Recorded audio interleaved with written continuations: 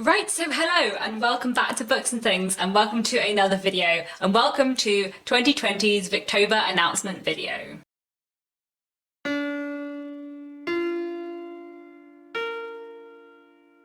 So I am very excited to make this video, as I always am when this time of year comes around. Today I'm going to be announcing and talking through the challenges for this year's Victober. Victober, or Victorian October, is a month-long readathon that happens every October, all about celebrating Victorian literature. This year is Victober's 5th year running, which I am very excited about. Gonna take off my bonnet now, not gonna wear that for the whole video. As I said, Victober is a month-long readathon, so it takes place for the whole of October. This year the hosts are me, Kate from Kate How, and Lucy the Reader. Previously we also have been joined by Anne from Beyond the Pages, but unfortunately she's not able to host Victober this year. So as I said, Victober is all about reading Victorian literature, and for the purposes of this readathon we're defining Victorian literature as British and Irish literature written or published between 1837 and 1901, which are the years of Queen Victoria's reign. What you count as British and Irish is kind of up to you. If there's an author who was born in a different country and lived some of their life in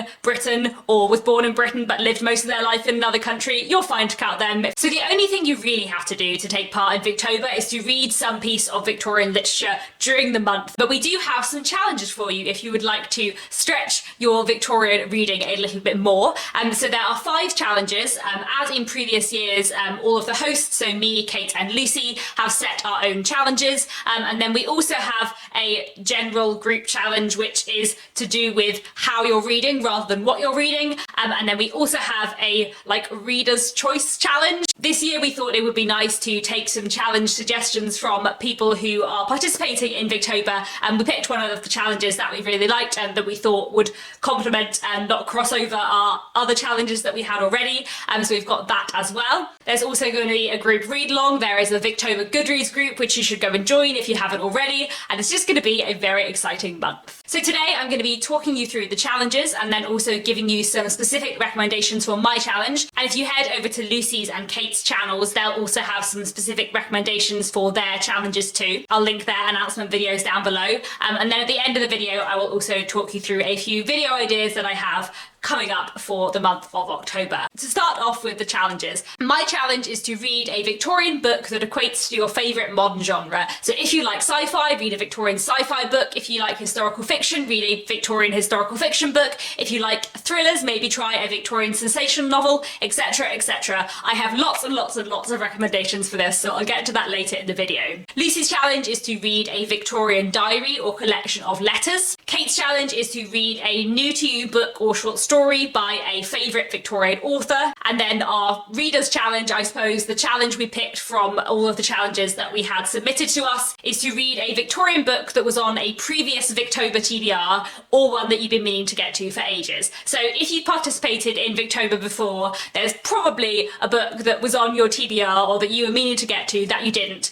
So you can read that for this challenge. I know I have tons. I think there might be one book that genuinely might have been on every single Victober TBR I've ever done. But if this is your first Victober, or you are not one for TBRs, or you are so good at your TBRs that you've read everything that's ever been on your Victober TBRs previously, then just for this challenge you can read a Victorian book that you've been meaning to get to for ages. One of those ones that has just been crying out to you and you haven't managed to get to yet. And then our final challenge is a bit different, and that is to read a Victorian book or some other Victorian book while wearing something Victorian or Victorian-esque. So last year people seemed to really enjoy the reading by candlelight challenge, so we thought we would have another kind of slightly more creative left of field challenge, which was to do with how you're reading rather than what you're reading. So you are welcome to interpret this challenge however you like. If you want to go full cosplay and fully dress up as a Victorian person, please go for it, and we would love to see those pictures on Instagram and Twitter.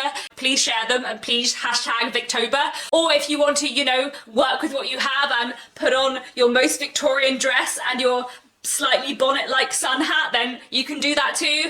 If you just want to have a slight nod in your outfit to something Victorian, a piece of jewellery that might be a little bit Victorian-esque, or do your hair in a slightly Victorian way, Claudia from the Spencer's Library has a great Victorian hair tutorial, which I will link down below. Or even if you don't have anything that looks Victorian and you want to have a nod to Victorian literature in your outfit, if you have any clothing that has, Dickens logos on them like I do, then you could do that. It's completely up to you. It can be as big or as little as you like. I'm gonna take the bonnet off again now. Then we also have a group read along. This year we are going to be reading Shirley by Charlotte Brontë. So me, Kate and Lucy will all be reading that, and hopefully a lot of you will join in and read it too. I've read Shirley once before and I really loved it, but I'm so excited to read it again. Shirley tells a story of a young woman called Caroline Helston, her friendship with a woman called Shirley who moves into the neighbourhood, and also her sort of unrequited love for a man who lives nearby. There's also a lot of really interesting historical elements in Shirley. It's set earlier in the 19th century and looks at industrial unrest and resistance to increased machinery in the workplace in a really interesting way. It's such a great novel with some wonderfully like proto-feminist moments, and I remember adoring it when I read it, and I'm just so excited to reread it. So we will be reading Shirley over the whole month. I think the book has 37 chapters and there are 31 days in October, so we'll be reading like effectively 1 or 2 chapters a day. There will be a proper schedule up on the Goodreads group further down the line, which I'll link down below, and that's mostly where we'll be hosting the read along, so if you want to take part, do go along to the Goodreads group. Basically you'll be reading it over the whole month. It should be a really great read. I'm really excited to reread Shirley and for lots of people to read it with us because it's just such a fantastic book. So moving on to some recommendations from my challenge, which as I said is to read a Victorian book that equates to your favourite modern genre. I have so many recommendations that I'm worried I'm not going to be able to fit them all within this video within a reasonable amount of time. So I'm going to try and go quite quickly. I'm not going to tell you too much about all of these books because there are a lot, but hopefully these will give you some ideas and some starting points to reach out into the world of Victorian literature and find something that will really suit you. So if you like historical fiction, read a Victorian historical novel. There are so many novels written in the Victorian period about time before the Victorian period, which are really interesting books. You could pick up Lorna Doone by R.D. Blackmore, which is set in 17th century Devon and is a really like compelling narrative of family feuds and star-crossed lovers. You could try one of Charles Dickens's historical novels, A Tale of Two Cities, which is set during the French Revolution and is a really compelling and powerful narrative. Or you could try Barnaby Rudge, which is set in the 1780s and 90s and looks at anti-Catholic riots in Britain at the time and the influence they had on a lot of different people. You could, as I have just said, try Shirley by Charlotte Brontë, which is set in the early 19th century, a good sort of 40 years before it was written. Did you know that Wuthering Heights is actually a historical novel? Which actually you often don't think about because it feels so quintessentially Victorian, but actually Wuthering Heights in the Victorian period was a historical novel. It is set mostly in the late 18th century. You could try Vanity Fair by William Makepeace Thackeray, which is set during the Napoleonic Wars. You could try Lois the Witch by Elizabeth Gaskell, which is a novella set during the Salem witch trials. Or you could try The Trumpet Major by Thomas Hardy, which is set during the Napoleonic Wars in a small town, and really interestingly looks at how like strongly the threat of invasion was really felt in England at that time. If you like thrillers, why not try a Victorian sensational novel? You could read No Name by Wilkie Collins, which is incredibly compelling, very dramatic, and follows two sisters and how differently they react to a certain circumstance in their life, which sends one of them on a quest for revenge. Or you could read The Woman in White, another dramatic Wilkie Collins novel, which has all of those exciting dramatic elements you want and so many twists and turns in the plot. You could try East Lynne by Ellen Wood, which is a really fantastic Victorian sensational novel that I really enjoyed. There's murder, there's adultery, there's disguises, there's divorce, you know, what more could you want? Or you could try Lady Audley's Secret by Mary Elizabeth Braddon, which is a very compelling story with some very intriguing characters, a bit of murder, a bit of mayhem, and a really fantastic plot. Or you could try Desperate Remedies by Thomas Hardy, which is one of my favourite Thomas Hardy novels, which has a really cracking plot, which just keeps you turning the pages all the way through with so many mysteries and so many twists and turns. It is a truly brilliant read. Or you could try A Picture of Dorian Gray by Oscar Wilde, which tells the story of a young man who sort of sells his soul to look young and beautiful forever. If you like mystery novels, why not pick up one of the Sherlock Holmes books? The Hound of the Baskervilles is probably my favourite of his novels, but I love the short story collections, The Adventures of Sherlock Holmes and The Memoirs of Sherlock Holmes, both of which have some truly wonderful mysteries in. Or you might want to pick up The Moonstone by Wilkie Collins, which is supposedly one of the first detective stories ever written, a compelling story of what happens when a very valuable diamond goes missing. Or there is Bleak House by Charles Dickens. There is many a mystery in this book, and there is also a very famous detective figure called Mr. Bucket who appears in the second half, who is a wonderful, rich character and definitely a really interesting kind of early detective figure.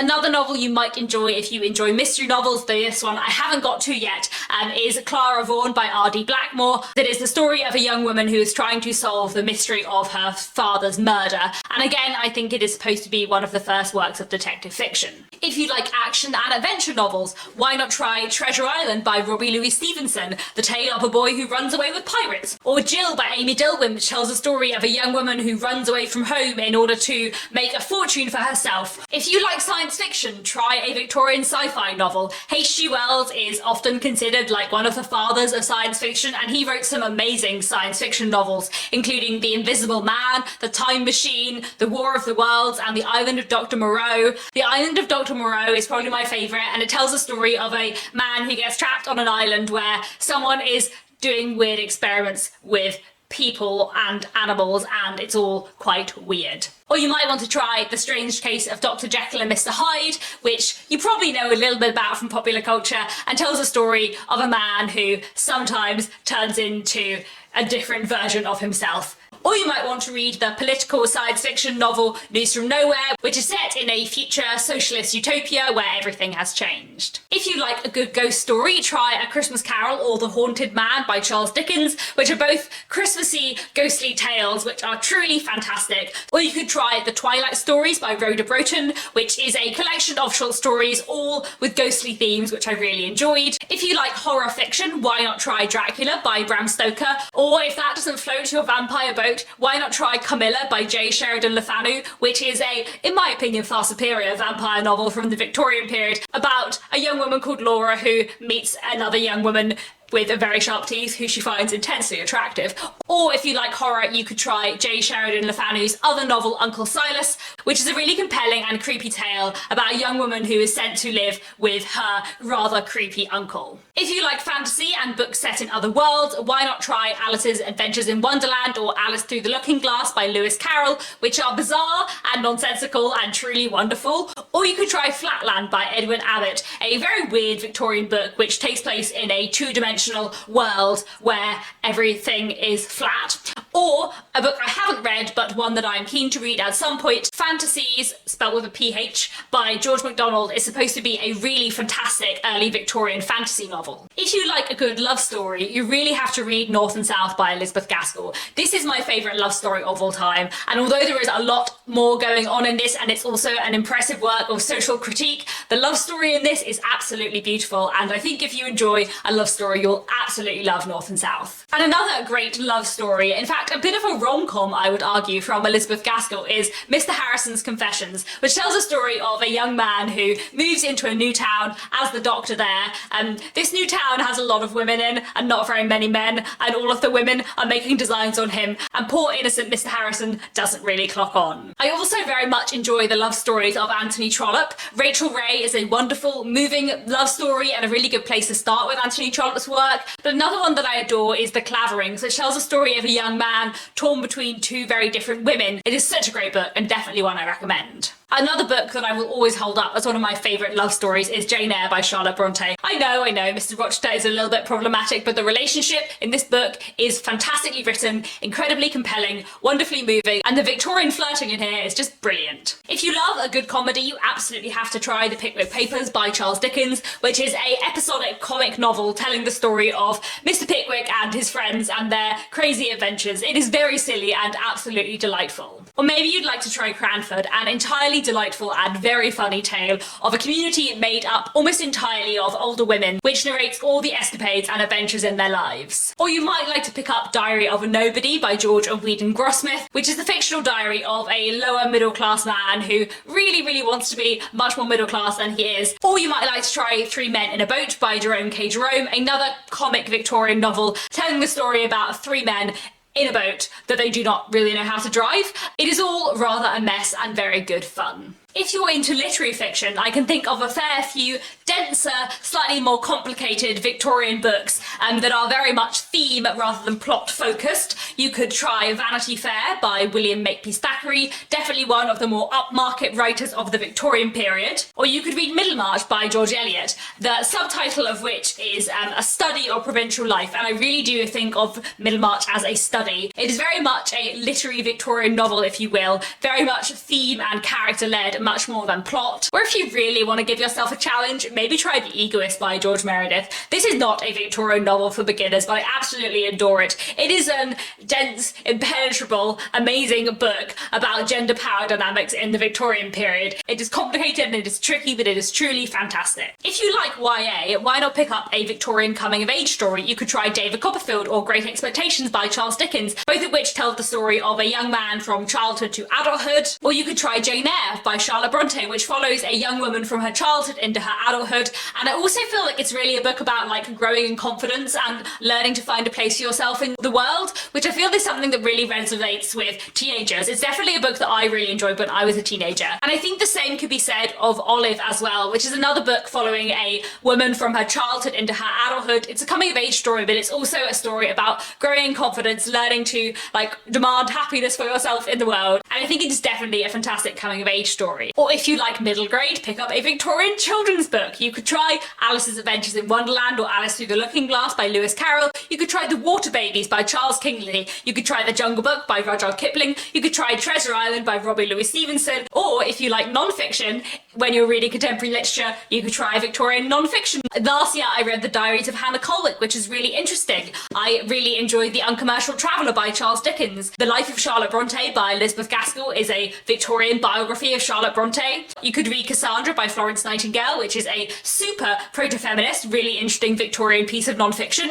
Or you could read some essays by John Stuart Mill or John Ruskin or many, many other people. Or if you really enjoy poetry, read some Victorian poetry. You could try some Christina Rossetti or some Gerard Manley Hopkins or some Elizabeth Barrett Browning. Those are a few of my favourites. Or if you really like plays, read a Victorian play. My favourite Victorian playwrights are Oscar Wilde and George Bernard Shaw. I think that is probably enough recommendations, don't you? Finally, before I go and tidy up the big mess of Victorian novels that is currently on the floor beside me, I wanted to tell you about some of the videos I have planned for Victober. As always, I'm incredibly excited to bring you lots of Victorian related content in Victober, so I have lots of different videos planned.